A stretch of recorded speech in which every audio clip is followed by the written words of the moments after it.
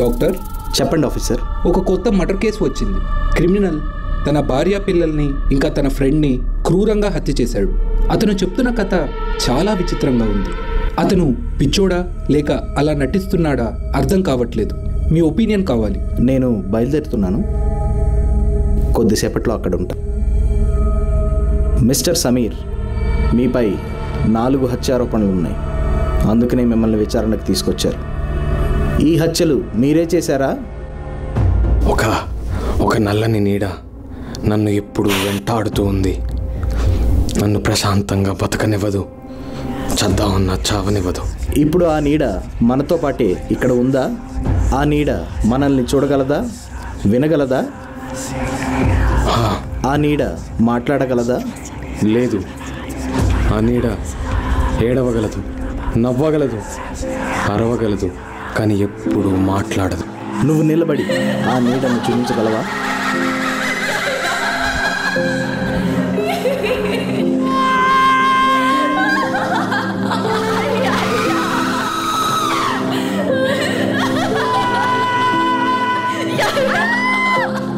ఇప్పుడు మీకు నమ్మకం కలిగిందా డాక్టర్?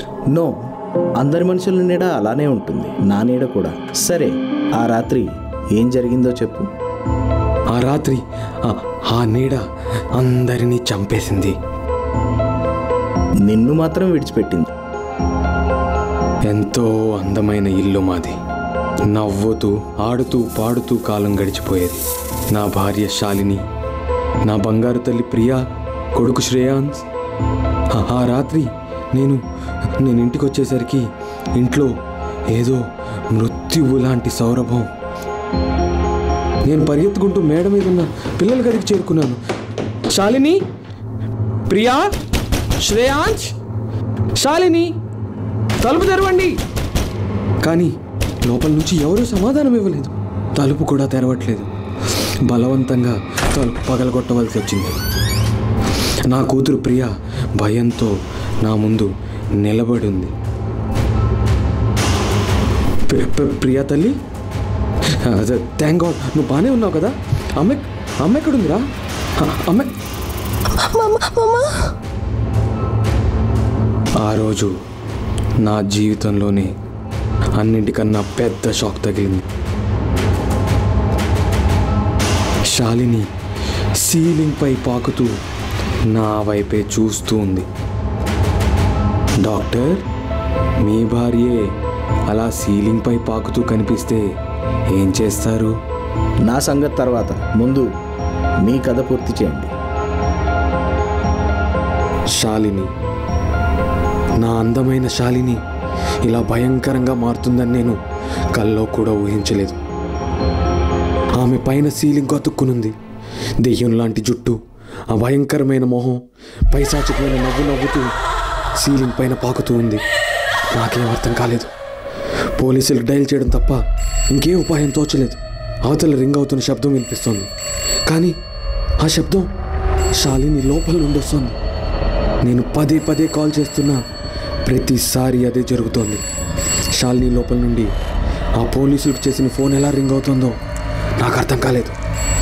ఎప్పుడైతే నాకు కారణం తెలిసిందో నా స్పృహ కోల్పోయినంత పని అయింది. హలో, ఎవరు కావాలండి? పోలీస్ కావాలా? మీ ఆవిడ సీలింగ్ పైన వేలాడుతోందని చెప్తారా?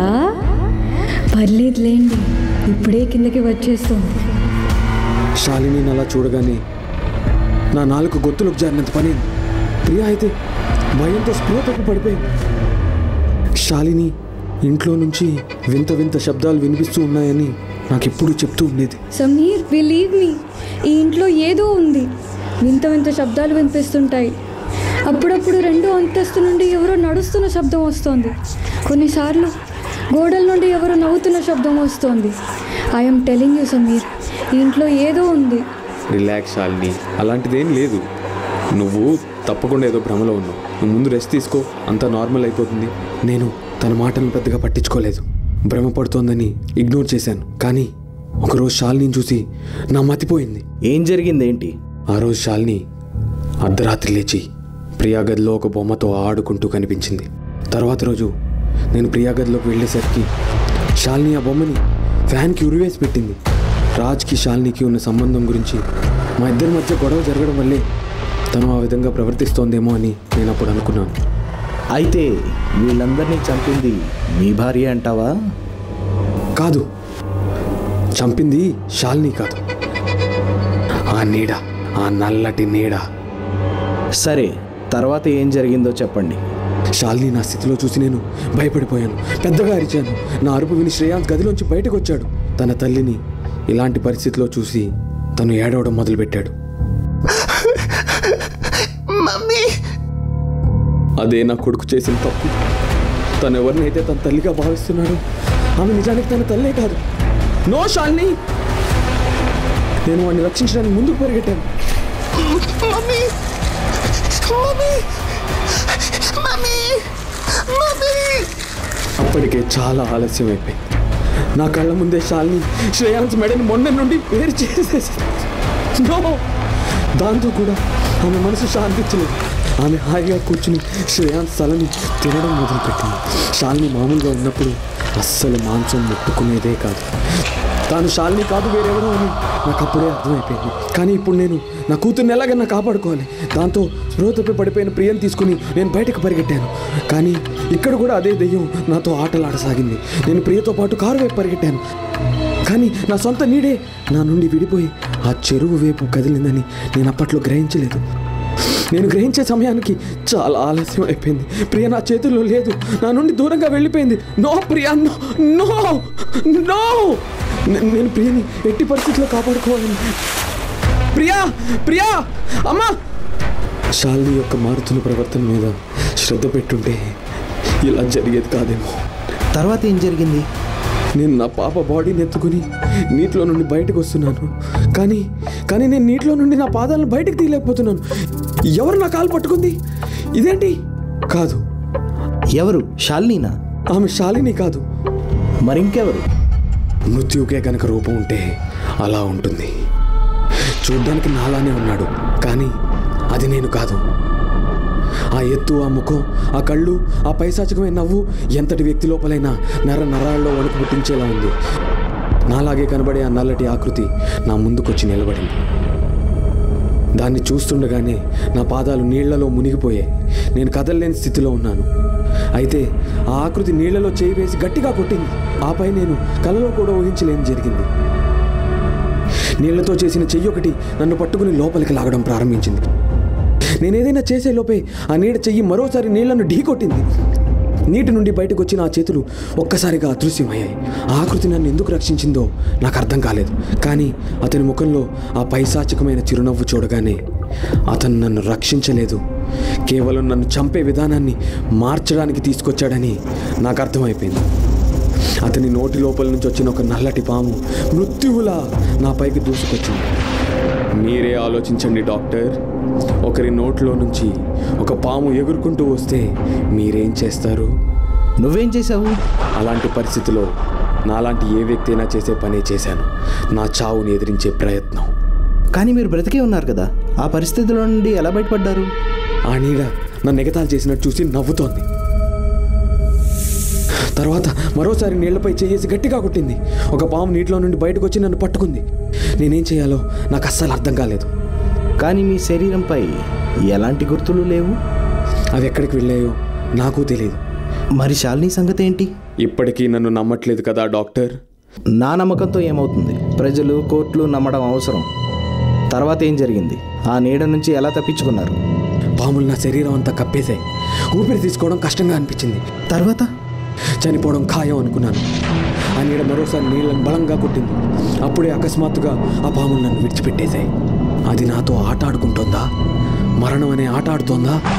అప్పటికి నా ఓపిక నశించి గట్టిగా అరిచాను, నన్ను వదిలే, నీకేం కావాలి? నన్ను ఎందుకు వెంటాడుతున్నావు? చంపాలని ఉంటే చంపే, నువ్వు నా దగ్గర నుండి అన్నీ తీసేసుకున్నావు అని చెప్తూనే నేను వెక్కి వెక్కి ఏడవబోయాను. ఒక్కసారిగా ఆ నీడ నవ్వడం ఆపేసింది. దాని పాము లాంటి నాలిక మళ్ళీ నా మీద దాడి చేసింది. ప్రియా నా చేతిలో వచ్చి నీళ్లలో పడిపోయింది. నాకు మళ్ళీ ఏమీ తోచలేదు. నేను వెనక్కి తిరగకుండా నా కారు వైపు పరిగెట్టుకుంటూ వచ్చి నేను నా కారులో కూర్చున్నాను. నా శరీరం అంతా చెమటతో తడిసి ముద్దయింది. భయంతో చచ్చిపోతున్నాను. కానీ నా కళ్ళు అప్పుడే రేర్వ్యూ అద్దం మీద పడంగానే నా గుండె కడుపులోకి జారిపోయింది. వెనకాల శాలిని కూర్చునుంది. రక్తంలో నానబెట్టినట్టు తన చేతిలో ఒక పెద్ద కత్తి మెరుస్తుంది.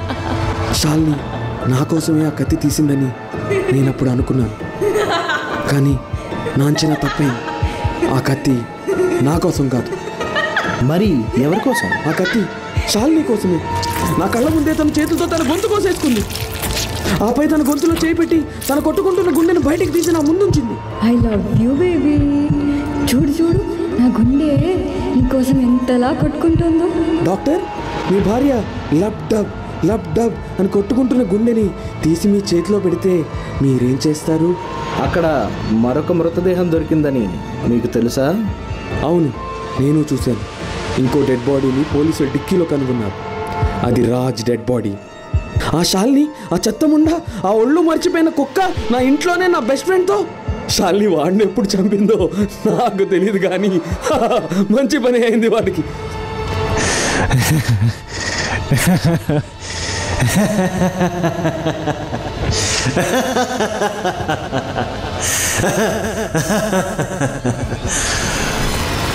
సమీర్ తనను తాను రక్షించుకోవడానికి మొత్తం కథను తయారు చేశాడా? ఎన్నో డెల్యూషనల్ డిజార్డర్లను చూశాను, కానీ ఇంత భయంకరమైన కథ మాత్రం ఇప్పటి వరకు ఎక్కడా వినలేదు. పోలీసులు ఏం చెప్తున్నారో నీకు తెలుసా? నువ్వు ఇంటికి వెళ్ళేసరికి రాజ్ శాలినితో కలిసి బెడ్రూమ్లో రెడ్ హ్యాండెడ్గా దొరికిపోయాడు. నువ్వు అతని మీద కోపంతో అతన్ని కాల్చేసి శాలిని ముందరే శ్రేయాన్స్ తల నరికావు.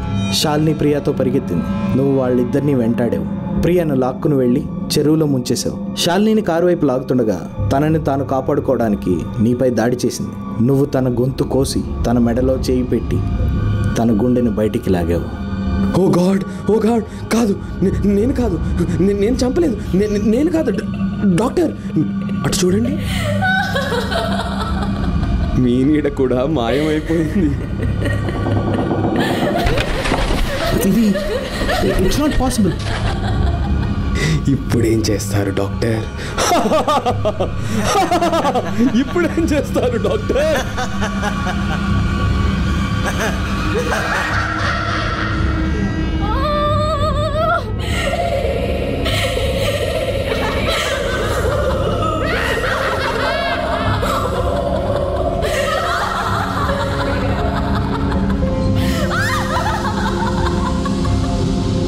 ఓ మై గాడ్, నా నీడ తిరిగి వచ్చేసింది. Thank God. మీకేమైనా తెలిసిందా సార్? అతను పిచ్చివాడా? లేదు, అతను పిచ్చివాడు కాదు. తనను తాను రక్షించుకోవడానికి పిచ్చివాడిలా నటిస్తున్నాడు. అతని భార్య తన స్నేహితుడితో కలిసి అతన్ని మోసం చేసింది. ఆ ద్రోహాన్ని అతను తట్టుకోలేకపోయాడు. కోపంతో కొడుకు తలనరికి కూతుర్ని చెరువులో ముంచేశాడు. మరేదో నీడ అంటున్నాడు. అలాంటిది ఏమీ లేదు.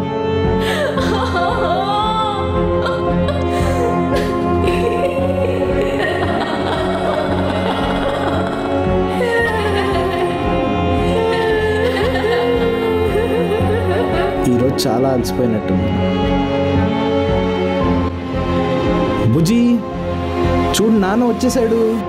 ఎక్కడున్నావురా బంగారం? ఇదేంటి?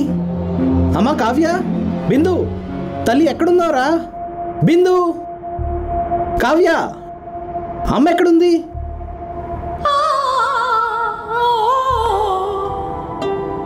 బిందు,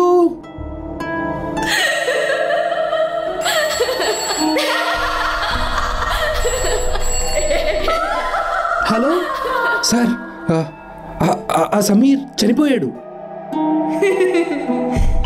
సమీర్ చనిపోయాడా? ఇంకా బిందు నా ముందు సరిగ్గా అదే విధంగా అదే రూపంలో.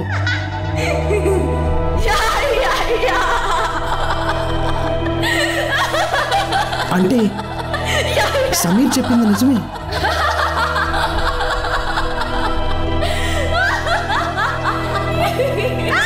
అంటే ఆ నీడ నిజంగానే ఉంది. సమీర్ని, అతని కుటుంబాన్ని చంపేసింది. ఇక ఇప్పుడు నా వంతు.